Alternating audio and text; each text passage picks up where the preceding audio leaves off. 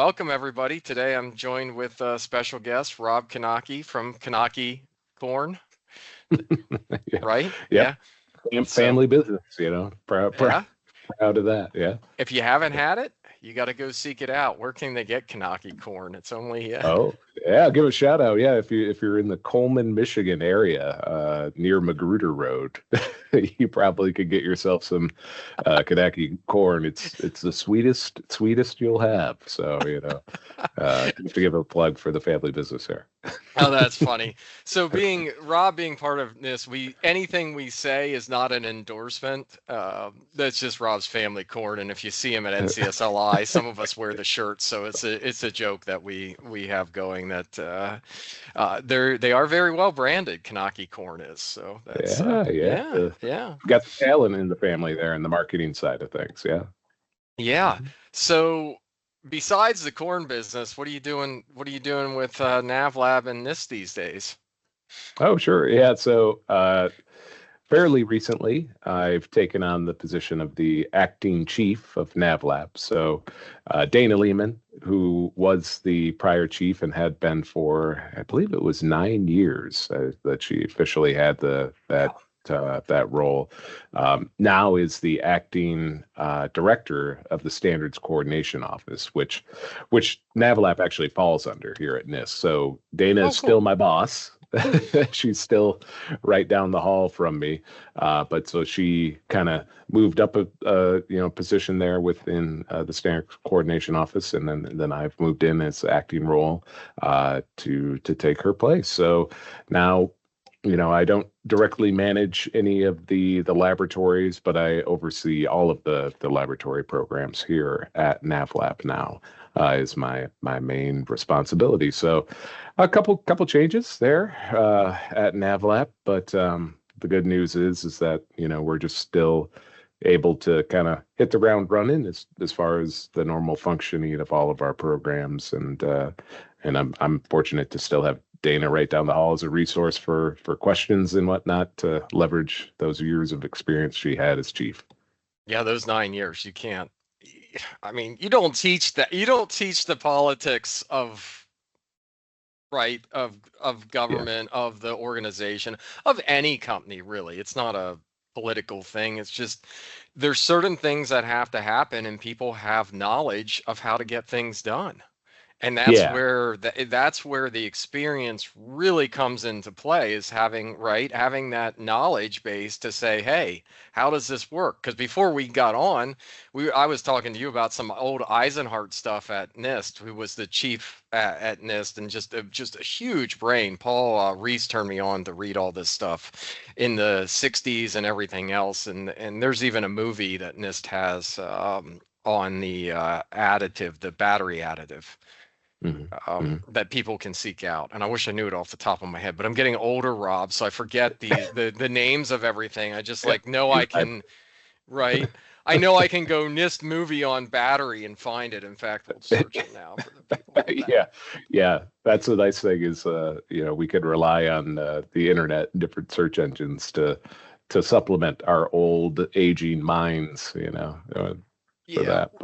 With the But exception of some people just remember it all the time. It's like they're walking encyclopedias. We go to that's NCSLI and true. there's a few of them that Paul Reese is one that you're like, Jeff Gust is another. You can just go the document or whatever. You're like, yeah, in 2005, such and Yeah, such give this presentation and paper, and you're like, oh great. I go to all the NCSLI meetings and I can barely remember like what they talked about. Like, I, here is the gist. They did something on charging and battery depletion, and then I got to go look it up. But yeah.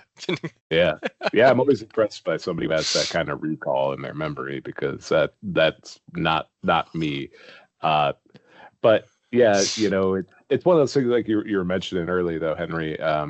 Yeah, I've been in accreditation for around 20 years, so I know accreditation very well. ILAC, IAF, Glowback, IACA. the new Glowback. Yeah. Yep. Acronym TBD. Yep. So I know that stuff very well. I know the requirements for accreditation, but uh, there are a lot of new responsibilities in this position that I just didn't have experience with. And working at the government, I'm relatively new, being under 3 years.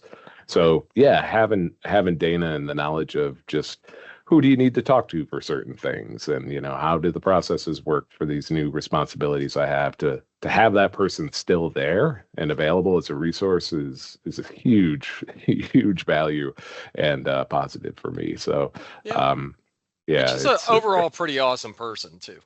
yeah, yeah, exactly. She hired me at HOLA, so when I had the chance to work for her again, I was very happy to take that opportunity, and she's been a great boss and still is my boss. So I'm happy Mentor. as far as that goes. Yeah. So the movie was the ADX2 controversy. Oh, okay.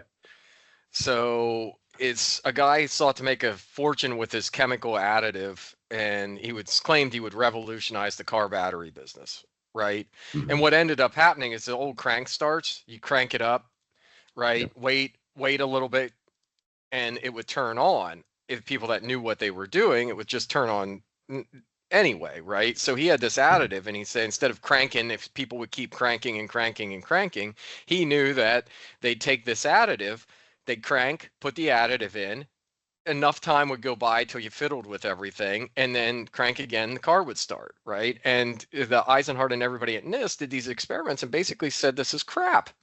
This it's garbage. And I employ everybody to go out and seek this. It's only like a 25-minute movie, something like that. It even has some known actors in it. So, Oh, uh, interesting. yeah, but so it went to Congress where they actually kicked out the NIST director over this because the company had political pull. This sales gimmicky ADX2 company had political pull, and then they were later reinstated and everything. But it's just fundamentally why science matters and what you do, even overseeing the accreditation of everybody. All these labs are making measurements and doing all these things that they say they do, and that's where NavLab comes in. I'm biased. I can say whatever I want. We can't endorse through, but I would endorse NavLab, right? I mean, we are NavLab accredited by NavLab, and I think we have an audit. Well, I know we have an audit coming up, and Klaus Jaeger's coming out. Great guy. The people at NavLab are just fantastic to work with. You call up, yeah, you're not talking to the labs anymore, Rob, but someone else Mhm. is. Very Oh, yeah. responsive. And do you think we could go into how NavLab works a little bit? Like Yeah, it's paid for by all the laboratories, and that's where I say go into how it works. I mean, just so people understand, it's not tax dollars aren't going towards it. right, right. So yeah, the way NavLab function is kind of unique at NIST because we are fully fee supported. So, whether you're watching the news or whatever now and things that are going on, yeah, taxpayer dollars aren't paying for the NavLab program. Our fees are what they are. We're a fee recovery. So we basically just bill the amount where we cover the cost of running the program, right? Yep. Um, and so that's like our staff and the assessors' costs, what we have to pay the assessors and their travel expenses, are basically how we base our fees for the assessments and the annual fee, the administrative and technical fee. Um, so yeah, we're unique that way. Some other departments and divisions of NIST have some fee recovery for like calibration service as an example, but those Hmm. those staff members are obviously funded through the NIST through NIST and they're funded by taxpayer type of structure common to like a lot of the other government agencies. But yeah, NAVLAP is unique in that way. But what's great about being part of NIST is we have access to all those technical experts for calibration and just all the other things that NIST does.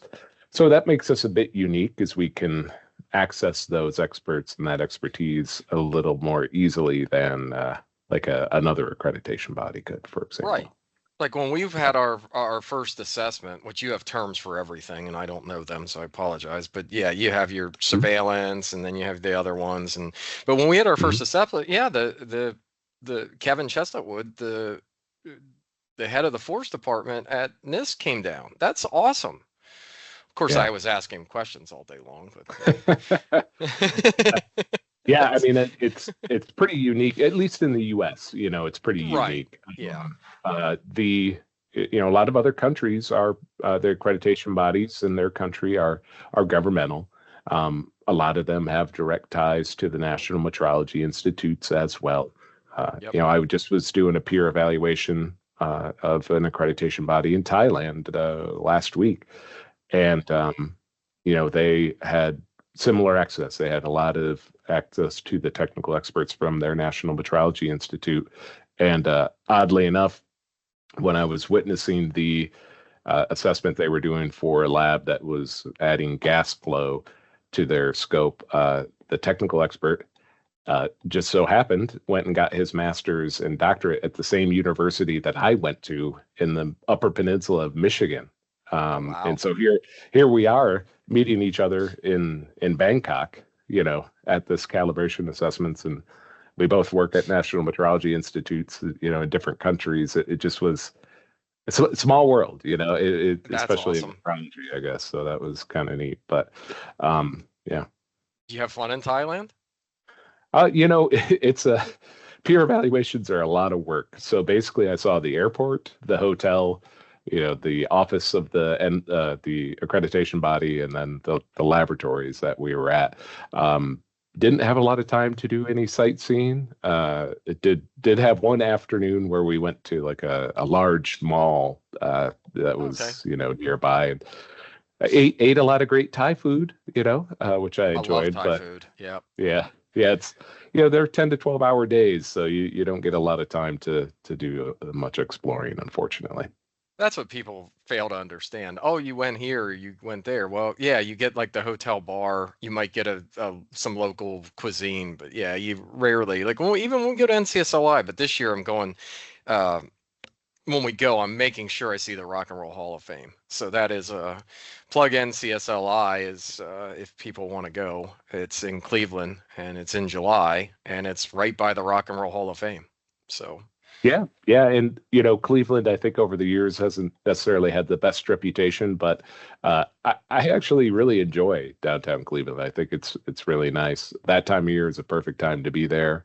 The Rock and yep, Roll Hall of Fame is really cool, and the tutorial and registration is up online now. So yeah, ncsli.org for more information about going there. Henry will be there. I'll be there. We've yep, got a learning lab together yep. uh, We'll and we're each torture you doing. together if you sign up for All right, right. Yeah, we generally are fairly entertaining as far as this learning lab we got going on. So we've got yeah, and it's all about risk. So you know that's going to the be fun. game, the board game. How to Yeah, conquer? Do you, is your strategy maybe. take Australia first, and then you always get the two extra soldiers? Is that where we're Oh, going? Or are you more trying to dominate like a large piece of land where you have to roll successfully? Is this yeah, yeah. The more the long haul than the fast approach, well, right? Yeah, Australia is the quickest way, right? I mean, you get right. Australia or you get South America too, but Australia is only one way in on the board game, not on the whole. We're not making fun of Australia, of course. Right, right. The board game risk. Yeah, yeah. Yeah. To be clear. And we're going to Yeah. talk about measurement risk, not the board game risk. But if you have theories on the board game risk, we'll listen. So I know Yeah. Andy and you used to have Pokemon and whether Pokemon would Yeah. die, and one of the Yeah. For tutorials. the risk-based thinking tutorial. Yeah. So that's another plug there as well. If you want to figure out what we're talking about with Pokemon and how that fits into the risk or Yeah. Pikachu. And if you could say Pikachu, yeah, that's a Yeah. plug for that one.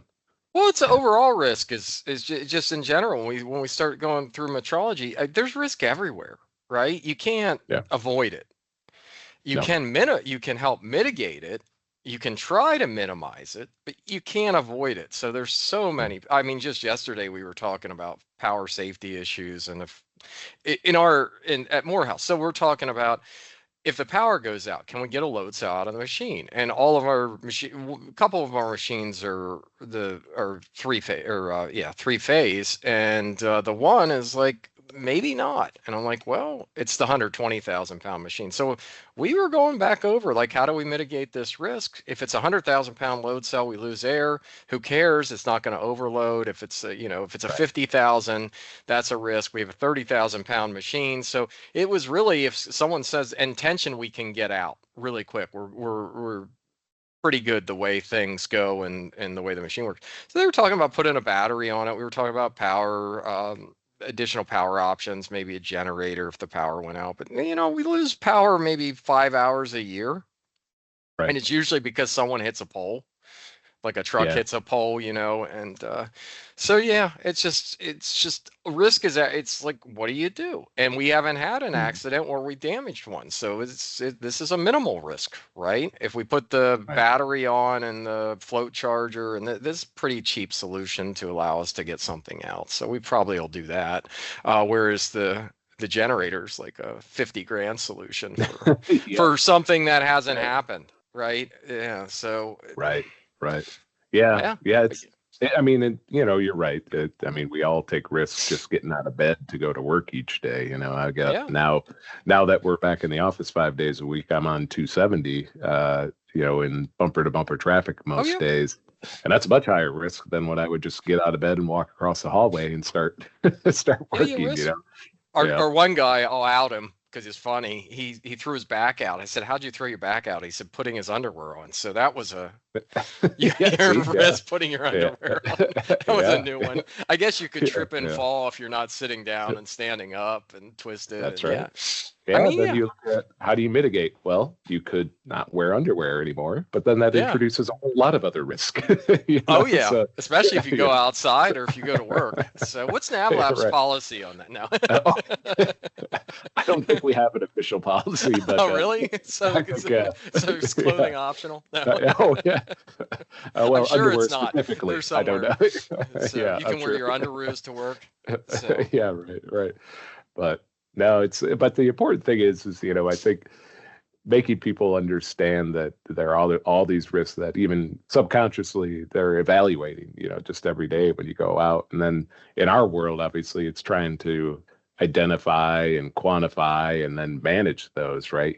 Like you said, in your example, you could buy that expensive generator, but if it's a low risk and you're going to put all this money into it and to just mitigate that low risk to be a little less, that you're is right. that really where you want to spend your resources? Probably not, No, right? no, no. So Yeah, that's it's too expensive a yeah. solution. So you look at this, right? And with everything, with measurements, it's all the time. Hmm. Uncertainties, which we could talk for 3 days on, how to calculate Yeah. measurement uncertainty and what's going on with that. You talk about all of it. This is why you have Mhm. NCSLI and other venues, MSC and the other ones that you can seek out and get training. NIST has great training programs online. That's Mhm. another excellent resource. I haven't seen them like if people want to subscribe and know what NIST is doing, Office of Weights and Measures is one good one. What are the other ones, Rob? So that people that actually like, want to see what's going on in the NIST content and courses. Yeah, I think for yeah, OWM or Office of Weights and Measures is the one that has like the most consistent kind of training going on. For basically fundamentals of metrology Oh yeah. and for the different areas, mass, volume, Hmm. kind of those legal metrology, state laboratory focused. Then just honestly going to NIST.gov and checking out all the different things that we have going on there and the announcements following the NIST page on LinkedIn. There's a lot of good information that gets posted there. Yeah. But yeah, the as far as like in our community with NCSLI and MSC, NIST OWM is very, very active and provides a lot of training. The only thing is they only have so many slots available, so Yep. just keeping an eye out when those get announced and making sure you're proactive to try to sign up whether the courses be here at NIST or they be at NCSLI or MSC or some of the other venues Or that they're online. There's some or online. online.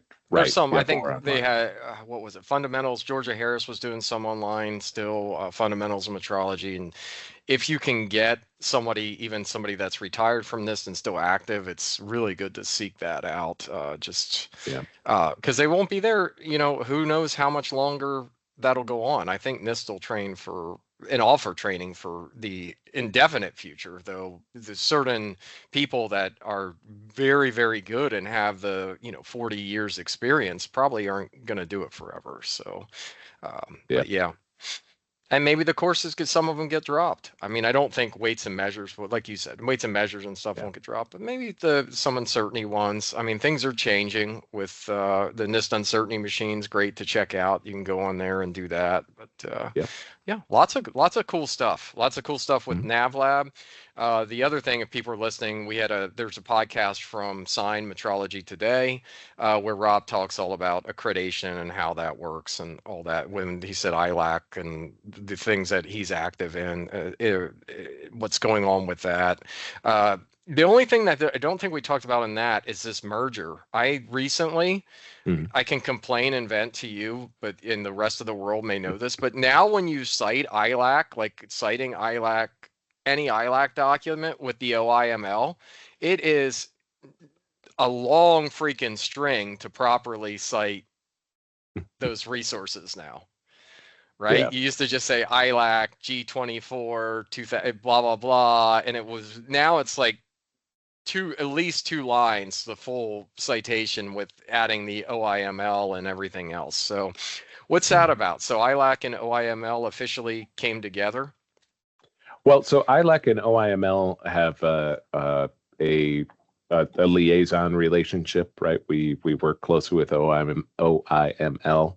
Um, the OIML certification, the CS system, is a thing that actually I'm directly ILAC's liaison to that group and that organization. And basically, the way it works there is that there's a way that they will recognize the ISO 17065 accreditation. A change to that is that they have currently two paths where it's 65 for product certification or 17020, which is inspection, and then they have some additional requirements because Okay. inspection doesn't really cover all the things that like the certification scheme does. Um, but they just recently, at the meetings we had in March in Prague, they agreed that in the next revision to their requirements, they're actually going to eliminate that 17020 path and just have a 17065. So it's basically a certification scheme for measurement equipment associated with like legal metrology, right? Right. And it's not so active in the U.S., but in Europe, there are a lot of people that use this mark, the certification scheme, as a means of having weighing instruments, for example, Mm-hmm. things commonly used in legal metrology, more accepted in the marketplace. Um, so that's kind of in a nutshell, the relationship between ILAC and OIML, and that's probably, Henry, why you're seeing some of these, OIML documents, Yeah, almost ILAC all the documents, and documents. Yep, yeah, they're updating yeah, all of them now. If you have the new, and nothing's really changed except for the updates and because they're yeah, recognizing each other, and that's the yeah, International Organization of Legal Metrology. Though yes, they had yeah, very good documents, and ILAC had mhm, very good yeah, documents. So it is nice that we're seeing some of this. It's just a pain in mhm, the butt if you ever cite anything anymore because you're like, oh yeah. wow, I got a Well, long mouthful here now. yeah, yeah, and you're correct. We are going through a process right now where ILAC and IAF, which are right now the two global uh, cooperations recognitions for all the accreditation bodies that operate under like the 17025 schemes, are merging to become one organization, um, the Global Accreditation Cooperation, but acronym TBD on that. Yeah, They're still they working that they out. threw out Glowback, but that was not they didn't throw it out. That was one that was suggested that everything was Yeah, going to be Glowback, and who yeah. knows? Yeah, like you Yep. So said, now, yep, TBD. TBD. But Yeah. the target date to have that rolled out is January of this coming year. So January of 2026. So there's a lot of work right now to combine all the documents and go through all the legalese Yep. of making that happen. So something that will is on the horizon, right? Is if you're an ILAC, part of an ILAC recognized accreditation body, accreditation, then that is going to be changing to, the Global Accreditation Cooperation, acronym Something. TBD, right? Yeah, something. Uh, Oh, you're so you're doc, officially naming it TBD? yeah, well, yeah, You have yeah, inside yeah, scoop? to be determined. Uh, but no, the documents will change, I guess, is what thing to give you a heads up on now. So those references you were pointing out are gonna They'll change change. again. Yeah, they'll Hmm. change again. So it's Yeah. always fun. Yeah, I got the privilege to work with someone that read a paper and said you need to work on your how you're citing things, and I was like, ah. Mm. So then I spent 2 days learning the three different methods of citating things, and there's a small I triple E. I was like, okay, I would use that method because that's the one that matches closely everything that I did or have Right. ever done. Right. So. Hmm. Yeah. Yeah. Find the one But that you NIST like has the its best. NIST has its own. If you needed Hmm. to cite their own, and yeah, there's a lot of different formats in citations, and oh, of course, Word is bad. But so Rob and I have been friends for how long? I don't know, a while. We'd go to Quite a while. Yeah. NCSLI, go out, have beers, do this, and this is an anything goes, like just people get to know people, have fun. They know you're working for NavLab. Hopefully, they go check out the Sign podcast, and you can see that everything that is going on and how everything works, how ILAC works, and how accreditation works, and it's really interesting. Though we also get into this discussions on bourbon and beer. All right. So yeah, but we can't endorse good beer or Well, or yeah. bad beer, right? For that sake, but I'm joking. But Right. yeah, so on that, Mhm. let's talk about some of it. Let's talk about beer Sure. first. So Yeah. where's the beer interest? You did do on the Mhm. metrology side in your former job. You Mhm. did bring metrology to one of the breweries. Yeah, yeah. So, this obviously is outside the NIST NavLab Oh, type of sure. field. Yeah. Yeah. So this is just Rob's interest. So, but actually, at NCSLI, when I was the Maryland section coordinator, I believe at the time, Yeah. there's a brewery that, well, actually, there was a brewery in Frederick. They've now moved their facilities up to Vermont or somewhere on the East Coast up north. But Flying Dog Brewery, Yep. and they were relatively, I'd say, mid-sized brewery, right? They're bigger than a microbrewery, but definitely not one of the big players in the industry. So they had an internal QC lab that was, a decent size. They did a number of like analytical chemistry tests, and they did some basic, just density, measurements and color measurements and things that are important to brewing. Um, so was in their beer club, met the guy who ran the QC laboratory and like the CEO and whatnot, and got talking about nerdy measurement stuff, right? And got talking about beer, which we all had a share interest in, and they agreed to host a tour of their QC facility and talk about some of the measurements they do and the methods and things. And so we had a section meeting and had some folks come over and had actually someone from NIST come and talk about like breath alcohol measurement, and That's that and amazing. what Yeah. goes into that, which was And it's really cool. important to get it right because guess what? Right, You're right. going to jail if Yeah, you're, I think the limit's 08 right now, right? And if that's not calibrated yeah. correctly, It you could be under the limit and it's showing over. So that would not mhm, be a good situation. But then someone's going to say, "Oh, you can go get a blood test." Yes, you can opt for that, and um, right. there's a lot of stuff. But yeah, go on, Rob. So yeah, But it's just but it's yeah, all so we had a section meeting. We talked about some of those things, and then we toured the laboratory. And Flying Dog was nice enough to also then host like a little sampling, of some of their mm, products there and whatnot.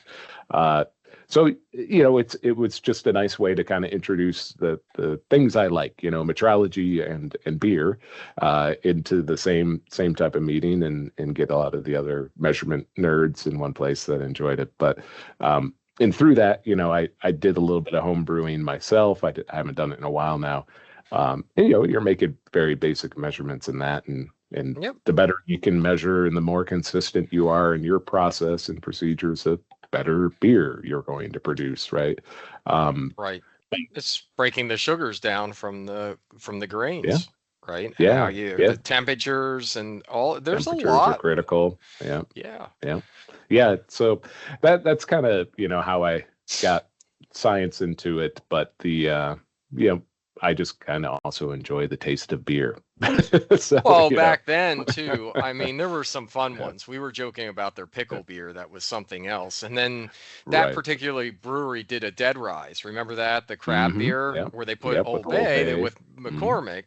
And then I tried to brew my own. I was like, "Oh, this is a cool idea," but they got the different seasoning from McCormick that didn't have the sodium in it. Because when I brewed my own, like a moron, I sat there and dumped in some Old Bay, and that beer tasted so salty it was like undrinkable. I mean, but yeah, Yeah. but Yeah. yeah, that is. I mean, yeah, the Dead Rise it's a beer with Maryland, honoring Maryland. It Mhm. has Old Bay in it, right? Yep. McCormick, and it was interesting. Yeah. They tried to really do like, hey, we're a Maryland brewery. We want to, represent and embrace the state. And McCormick is, also here in Baltimore, right? So Yep. they were like, okay, let's work with McCormick. But like you said, yeah, they worked to get the seasoning that just wasn't as full as salt, so it did taste like you were drinking salt water, which is It's probably interesting. It all what you. measurements affect us all. What about the I mean, well, then we get into the other Oh yeah. topic of bourbon. We can get into hazy IPAs and adding all the hops and everything else. Oh. But yeah, that's a whole. Rob and I have both like, enjoy different beer, hazy IPAs. I Mhm. would say you like sours and that too. Yeah, But yeah, pretty much any. I could appreciate any style for the most part, right? Yeah, like I like some more than others. The sours are nice, and what's interesting there is, well, depending on how they make it, the right, bacteria. The bacteria is what really, or the yeast is what yeah, really introduces that sour flavor, right? So the way the esters and things that the bacteria and the yeast give off when they're eating the sugar and producing alcohol have an impact on the flavor. So the particular strain under controlled temperatures and times has a direct impact the way that beer is going to taste, and yep. being able to control all that and monitor that, so you have some biological type testing considerations, you have chemistry that's going into that, you have temperature. um, it's much more complicated than I think sometimes people realize it. If you want to make sure you're making consistent beer from batch to batch, which Yep. And if you're doing it at people want. home, it's a pain in the butt to clean on those, especially Yeah, depending on what yeah. you're putting in Mhm. those sours. That's a Mhm. whole different story on you getting that bacteria can get into your Yeah. batch. So you have to be Oh, very yeah. careful there. And they have to be Yeah. careful because you don't want people drinking beer and getting sick. So they want their Right. measurements to be right. They want their test to be right. Yeah. Um, Yeah. Yeah, it's really important, like you said, for the bacteria and yeast, especially. Those are living organisms, right? So you have mhm. to kill them, and you also have to limit, any introduction to contaminants in the environment Oh, that are yep. there from wild yeast, right, or wild bacteria that are going to produce off flavors in the beer that you don't intend to be there. So, yeah, the sanitation and the cleaning is such a critical part of Much the easier process. to make a lager than a sour. Right, right, yeah, and for that matter, some ways, if we transitioning to the bourbons, right, Oh the yeah. bourbon is a lot easier to make in that regard because the alcohol is such that it kills, Oh you know, yeah, that but stuff. that's a whole nother like, hey, let's get the conditions right to age it. Let's get the mash bill right to go in. And you and I've had Mm. different, we've had lots of different bourbons. We actually went to a bourbon place together and got to sample some of them. And one of them, they said was so great that, oh, now now the old, now I'm drawing the blank for the name on it. That The 18 one that year. oh yeah, I can't think of the had like a cheetah on the label or something, right? Is it bourbon? What was that called?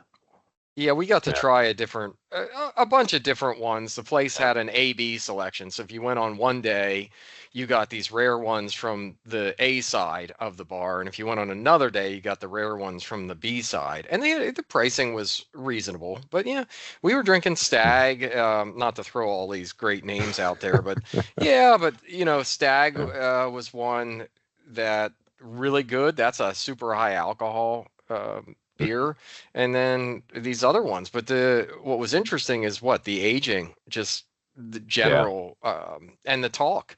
Everybody wants. It was we didn't get to have Pappy that day, but we went there thinking we'd have a What was it? $18 for a shot of Pappy or Right. something. We were like, oh, we got to go here and pay $18 for a shot of Pappy. Yeah. But the person that was at the bar told us that the 12-year Pappy is actually better than the other ones. So it's It, crazy.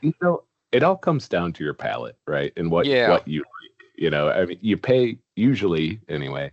You pay for the age statement because that means that that barrel of whiskey or whatever rum, whatever you're aging, has sat around for years and years, and it's taken up space and it's taken up time, so that costs money, right? Um, and that's kind of why those generally the prices increase with the age statement, but then you're also getting all those additional flavors, right, from the barrel that it's Yeah, coming out of the absorbing wood over and years everything. as the bourbon expands and contracts with, like, talking about temperatures, right? With the different temperature fluctuations that presses the liquor into the barrel and it comes out, and you're getting all those different flavors from the woods and oils and things. But sometimes, honestly, uh, you gotta like that strong taste that You comes do. with that. You really Um, do.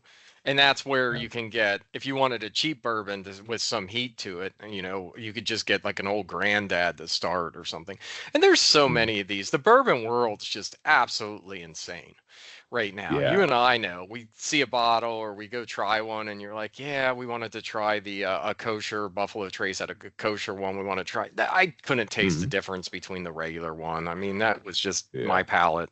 Some people can, but yeah, it's so interesting to just Yeah. go try to get some of these bottles. I mean, we got the Jack Daniel's Rye was one that Oh yeah. was we took to ASQ, which we haven't talked about Mhm. ASQ, but a Mhm. lot of people do the ASQ quality shows, and a bunch of people that like bourbon might get together and afterwards talk about metrology or whatnot, and have Rob would bring a bottle, I'd bring a bottle, we'd all share different and try different bourbons so we could get to like Yeah. them and figure them out. But yeah, there you can't Mhm. get the big problem is that you can't, for us at least, it's so hard to get the ones that everybody seeks out. Like, let me get this C709 Yeah. barrel lot, and it's because people were tasting it and saying, "Hey, that's the one that sat in the right environment, the right conditions, everything else." And for some reason, they made the same mash bill for Mhm. C710 and 710.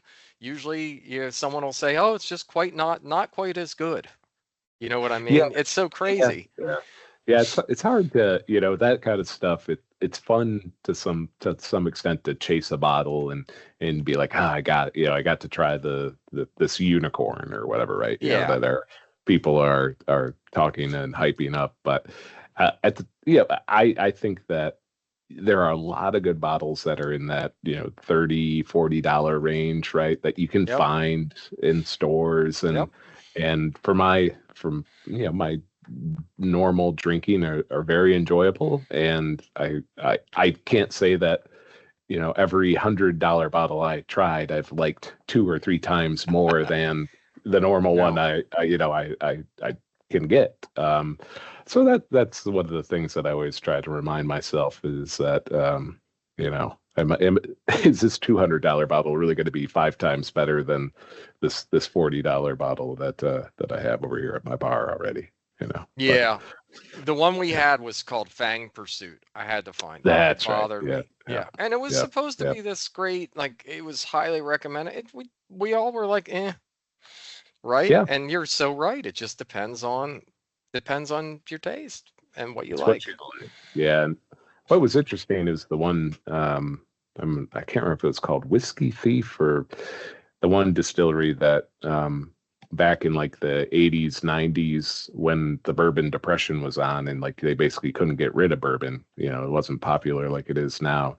And this particular company went and they bought a bunch of those barrels that were essentially, the distilleries were Sitting almost around. Yeah. giving away because they couldn't sell them.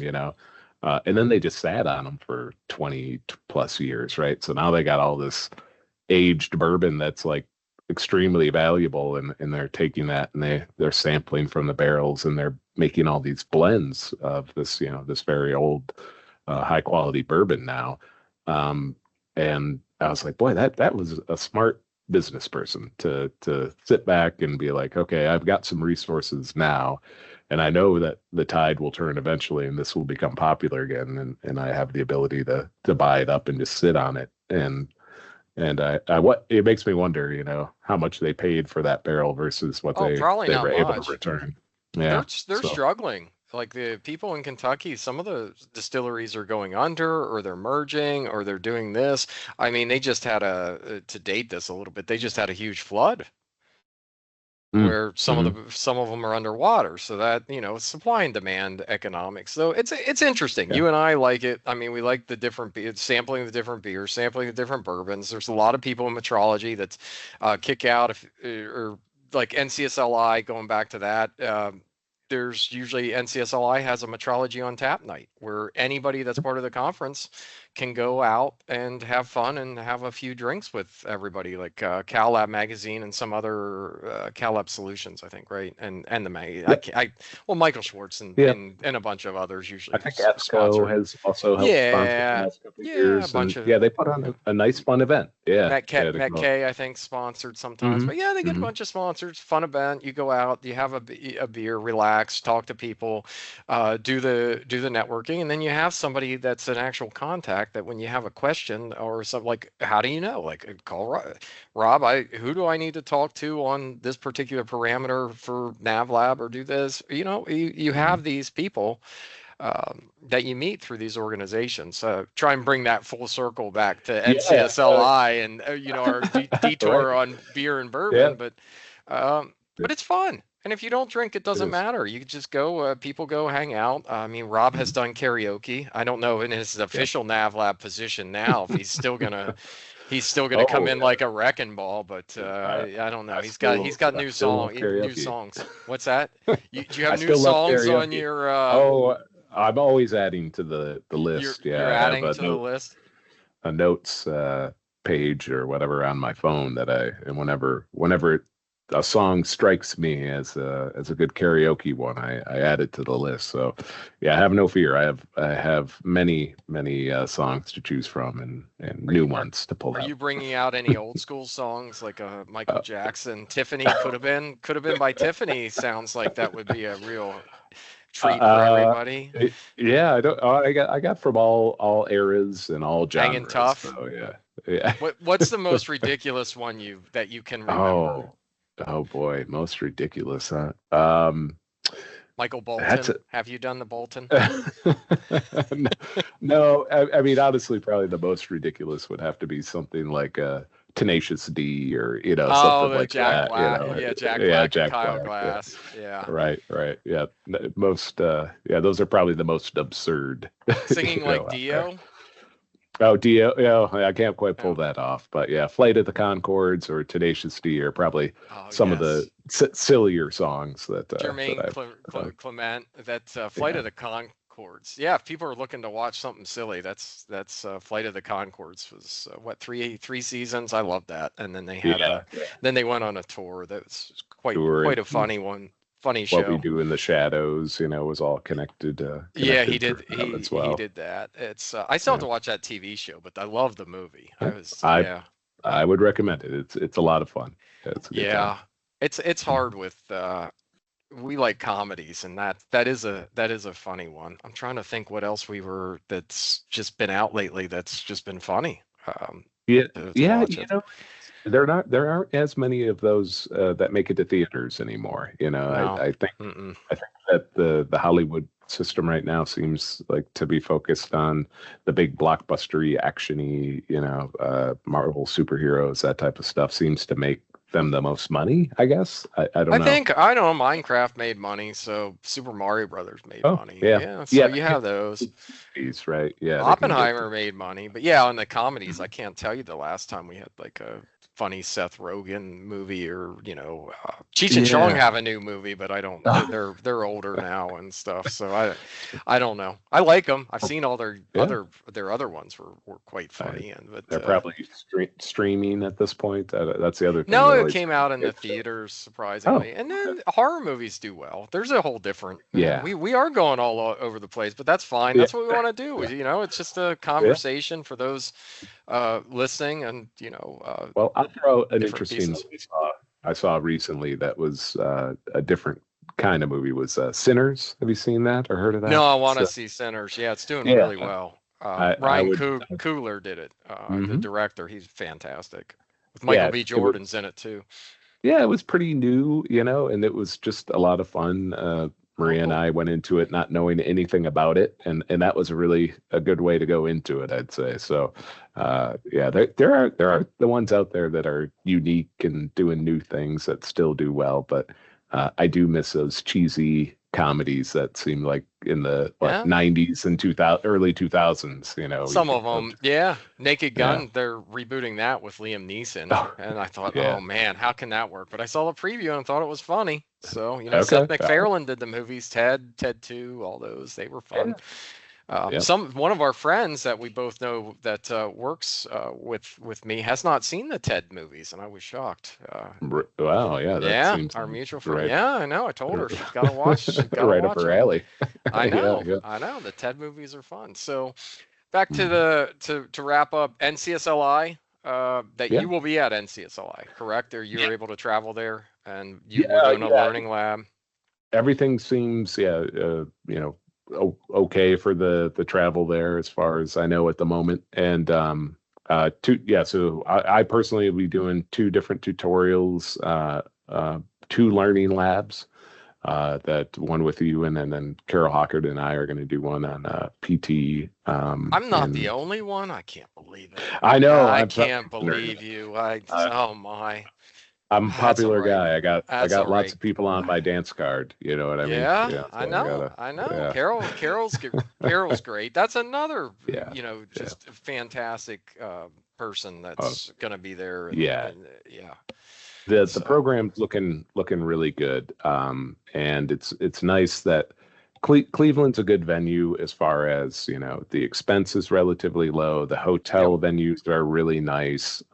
It's the conference. It's going to be hotels in a conference center rather than like a Yeah, resort, type thing. it's So great. yeah, it's a really nice setup. And like I said, I mean, I found the restaurant scene to be really good. The Hard Rock is right there. I guess probably not Masthead news. is close. We walked to Masthead with Barbara was with Yeah, us when we walked to Masthead, and yeah, I that's closed yeah. down. Has it Did it closed close down? down? Oh, close. You said Yeah, close, no, not it's close. close. Okay, Masthead yeah, yeah, Brewery. They yeah, yeah. were fantastic. I don't know if any They're sports are going to be going on. I forget. Did you say not that you checked July. and I don't not in think in July? July Any we won't see baseball or anything? much. You Yeah, might see some of that. I mean, you yeah, generally the program's going to run tutorial Saturday, Sunday, then yeah, what? Then learning labs and papers, technical papers are going to yeah. be Monday, Tuesday, or Monday, Well, then you'll Tuesday. have Monday for committees. Basically, will Yeah, be oh, all that's day right. committee meetings, Oh, and and we're then open up Monday night. right. Yep. Tuesday, Wednesday will be the technical sessions, exhibit hall, all that stuff going Yep. on those 2 days. So yeah, it'll wrap up Wednesday because last year we had the combined conference with CPEM. It was So we had great. another day on Thursday. Yeah, yeah. I thought that went really, really well. So we're hoping, that momentum from last year and people getting excited about being in person and having these good committee meetings and all these sessions carry over into this year, and we can kind of keep going with those things. We've continued to have the Metrology in Motion webinars. Yep. I know, Henry, you've been involved with those, Hmm. and those have been well received, well attended.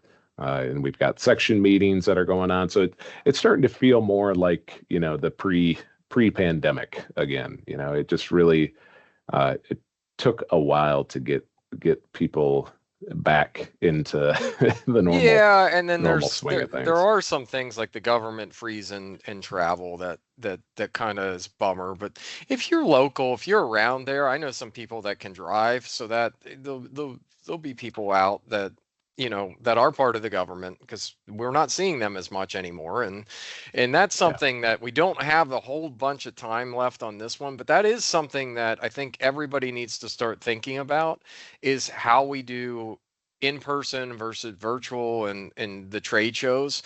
It does seem, and I hate planning this right now, but it does seem like MSC this year did not have the greatest attendance, right? The government did not Mm, show up.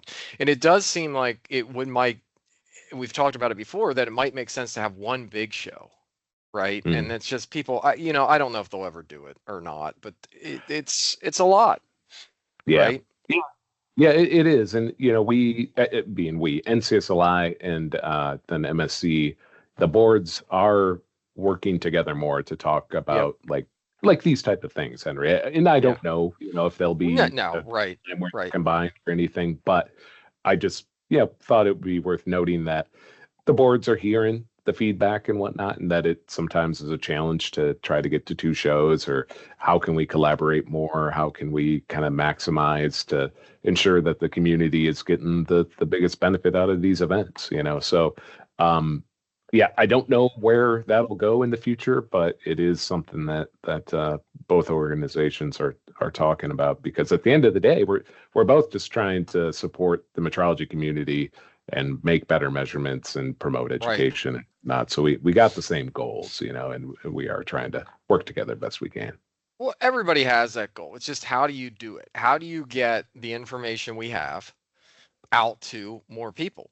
Right. Because, we were talking about beer and fermentation and all this stuff, but Mm. if you have a bad batch of beer, yeah, you could get sick, you lose money. It's not going to be the end of the world for like a brewery if they get it wrong. They will lose money, and it's probably a lot of beer that Yeah. gets poured out, which is a shame. Yeah. Though at that same time, if we're talking about some industries and stuff, these things can be catastrophic, and that's where we want to get more like involvement with the committees. I mean, there are a lot of virtual Mm. committees. So NCSLI, the committees meet quarterly, so you can participate that way. You can still get people to come online and participate. Hopefully, we'll adopt some hybrid type things if people can't make it, Mm. that they can still actively participate. Though it's a challenge. It's a challenge in general to almost any trade show, right? They're Yeah. expensive, Yeah. so you want to maximize your value. Personally, Right. I'm biased because I think NCSLI, I think Cleveland's a great location. You're it's spot on. It is not that expensive overall to Mm. be in Cleveland. You get to meet everybody. You get to connect. It's just the negative side of it is when you have all these trade shows and everything. What do you do? There's so many people out there that are available, and we volunteer. Like Rob and I, Learning Mm. Lab, that's volunteer. Your tutorials, that's volunteer. People have said, hey, do you get paid for it? No, it's not a paid gig for any of this. If you go to MSC, you go to NCSLI, the presenters, the people there, they're doing it at volunteer. So you want them to have a return too, like i.e., like, 10, 20 people in their sessions or more to be able to take that information that they're presenting. And hopefully they're trained and know how to present. And Yeah. Yeah. It is. And yeah. And I can't thank yourself and all the other people who volunteer a lot of their time to support NCSLI, because the reason you're doing it, one, you really care about the organization, you care about metrology, right. but also, yeah, you're trying to make those connections, right? You're trying to Mm. network, and get in front of maybe even potentially new clients and things, right? That's Oh kind yeah, of for the sure. the the reward you get for the volunteering, right? Aside from just doing something good for the industry and doing something good for the Well, organization.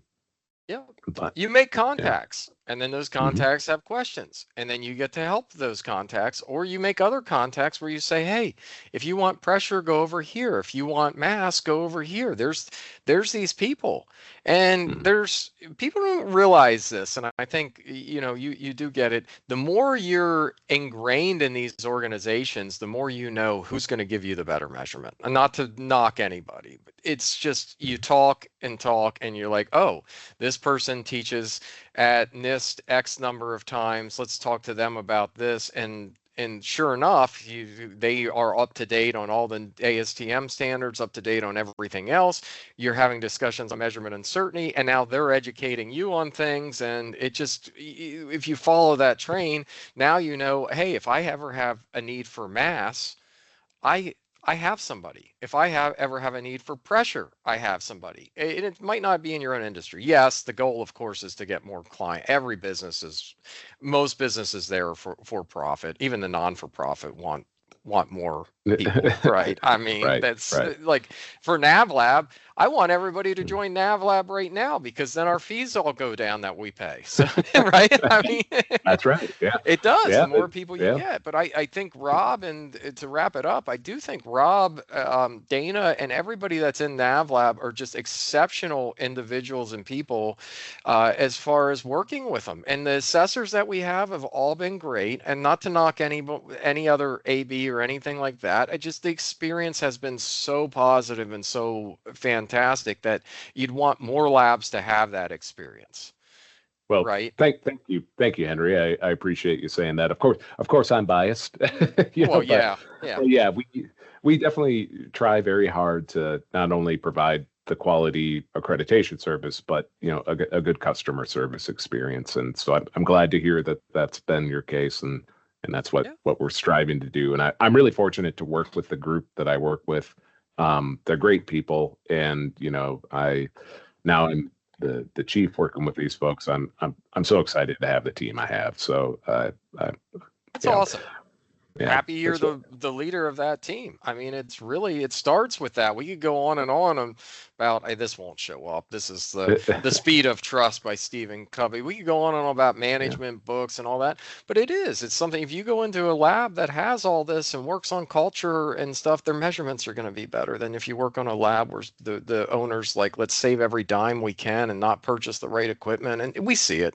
You see it all the Mhm. time, and um, and we got AI coming. So, it's not going to go away and it's going to invade our measurement world. And we want to have these committees and people on them, NCSLI and the other ones that can help navigate and make sure AI is doing what we think it's doing as far as metrology. And there's discussion, do we need an AI, like rules for metrology and all this stuff? This is where you get to the committee. Anybody that's owns a business or works in one that has some management say should be attending, at least sign up and see Yeah. what's going on, not even investing in training, but know what's coming in the future. You need to Yeah. have, like, the way as chaotic things are, you need to have, like, we used to say you needed three plans. You need like plans down to F, A, B, C, D, E, F, G, right on Hmm. this. Because someone could develop my son always laughs at me, Rob. Someone could develop a quantum computer tomorrow. I hope to hell it's us in the US because Yeah. can the stats can crack almost anybody's password just like that. So your Yeah. password at one will be no better than your Rob Kanaki at 54 ampersand two. Oh, I'm giving too much away now for Yeah. you. Yeah. Love sweet corn. Love Yeah. sweet corn. Yeah. Exactly. No, it's a good point, Henry. And this, if you want to know what's going on in the near future and distant future, NCSLI is the place to be when it comes to like trying to find that stuff out for metrology. Yeah. So yeah, and there are things coming. The digitalization of metrology. Uh, you There's a mentioned lot like of the talk. AI. Yeah. AI, It's yeah, the important taxonomy, time. all this stuff that'll Hmm. make you cringe if we talk longer. So we'll just say, well, the Well, cringe stuff, just to yeah, clarify, when you have yeah. three different groups working on different standards, that stinks, right? Because then you, Mhm. you have Europe working on one, then America comes over here and wants to work on its own one, and then you're like, now we got to be, it's like the imperial and metric. I know the metric's the tip of the iceberg and we all lead and go disseminate down from that, but it's still, if we just had one standard, the world would be so much easier for what we do, and we know that. So that's pretty common Yep. sense. Even Apple finally, agreed to have the the standard the C, charter, you have a right? C. Yeah, Look at you yeah. flaunting. Ooh, Yeah, yeah. flaunting you don't have the old Apple The was charger, it man. Oh my. lightning, right, or whatever they Yeah, called the it? I can't lightning, remember. and now you have the Yeah. C. So if I know Yeah. if what's the I think the I can't remember. There's still some that have the lightning. Like I think Yeah. our Apple TV has the lightning and stuff, and it's like I'm not buying Yeah. a new one just to get the C. Though I am happy it's all on the C. It Yeah. is to standardize. That's so much better, Yeah. right? Exactly. Just one cable. Make it simple. Yeah. Make it easy Well, for us. pretty Wha- soon, Henry, I'm just hoping that AI gets to the level of, like I can just be like the humans in the spaceship at Wall-E, where I just sit back and float through space and robots Maybe. and computers take care of me, you know? They claim I Yeah. read some books on it. They claim that it's you just put on glasses and you want to be a plumber, you can be a plumber. Want to be an electrician, you can be an electrician. I don't ever hear in these books that you want to be a metrologist, you'll be a metrologist. So that's I think you need to Uh, come to NCSLI to learn more about that's right. that. So Opportunity to write that book, Henry. There you go. oh, no, no, no. The more people I talk to, you're around it all day long. The more people you talk to, you realize how little you know in certain aspects of things, Right. right? Like Yeah. force, we do force all day. We did force for over 100 years, right? Mhm. Mhm. And it's like I always joke, there's like materials and load cells. I don't know anything. There's probably 20 or 30 textbooks out there worth of material that I don't have in here. Right. You know what I Right. mean? It's how Oh, far deep do you go into this stuff? yep. And I'm not knocking. We know a lot. I mean, know a lot for Yeah. 25 Yeah. years and whatnot. But yeah, it's craziness to me, like how expansive this stuff gets. I was Oh, just yeah. looking up magnetization the other, and I know somebody was like, "Oh yeah, we knew magnetization." I didn't know that 17.4. If you can almost permanently magnetize something. I Mhm. didn't know that. I thought over Yeah. time everything um, had a Like a period where degrade. it, yeah, degraded. Yeah, no Yeah. matter Yeah. what. You know what I mean? Hmm. Like, hey, Hmm. because I'm working on something, I put a magnet on a screwdriver, it'll pick it up for a couple minutes and then it'll degrade the next day. It won't pick it up. So I'm like, yeah, well, Right. wouldn't everything do that? No. Yeah. So Yeah. anyway, Yeah. I say All enough. right. Well, NCSLI, we've gone NCSLI for sure this July. Check it out. yeah. NIST.gov, the training, the OIML, and if you want more about that, OIML and ILAC Hmm. are two good resources. BIPM, I shout out to that's not even a part of this conversation, but I'll tick some people off here, Rob, is that BIPM often shares papers that other people charge for free. So that's I found They that do. out 2 weeks ago when I was searching for something, and they wanted $95 for a copy, and BIPM had the exact same thing for free download. So, and Yep. NIST.gov has the same thing. There's a lot of technical journals and everything on the NIST website. So a lot of good Yep. stuff, Tons of good resources. Yeah. tons of good ones. So anyway, all right, everybody. Well, thank you, Rob. Anything you want Yeah. to Thank plug? you. We plugged NCSLI, our learning lab. Anything else? I mean, just yeah. If you ever have questions about accreditation or NavLab in general, you can just go send us an email. Where our information's all up on the website. And just yeah, I hope to see you at NCSLI. Come up and say hello. And yeah, well, we'll see you in Cleveland. I hear that it rocks. I So heard that too. I think Drew Carey yeah, said that. So, I think he has. Yeah. all right. Thanks, Rob.